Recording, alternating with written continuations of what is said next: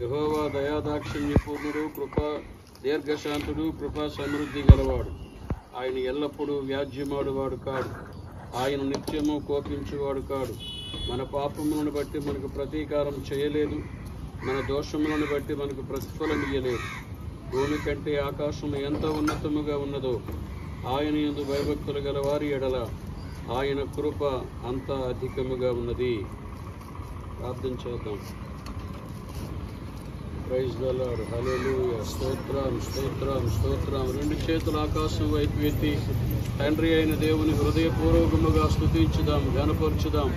యేసయ్యా మీకు స్తోత్రములునైనా, స్తోత్రములు స్తోత్రములు స్తోత్రములునైనా. కృపగల దేవా, మీ నామమునకే మహిమ ఘనత ప్రభావములు కలుగునుగాక స్వామి. ఇదిగో నా తండ్రి, ఈ మందిరాన్ని ఎక్స్టెన్షన్ చేయడానికి కృప చూపిన దైవమా మీకు స్తోత్రాలు. నీ వాక్యంలో సెలవిచ్చి ఉన్నావు కదా, ఇదిగో నీ సరిహద్దులను విశాలపరుస్తానని వాగ్దానం చేసిన దేవా, ఇదిగో ఈ రీతిగా నువ్వు విశాలపరిచినందుకు స్తోత్రాలు చెల్లిస్తూ ఉన్నాం. మా కన్న తండ్రి, మీ నామమునకు మహిమ ఘనత ప్రభావములు కలుగునుగాక. నా దేవా, నా తండ్రి, నా ప్రభువా, నిన్ను స్తుతిస్తున్నాము స్వామి, ప్రార్థన చేస్తూ ఉన్నాం.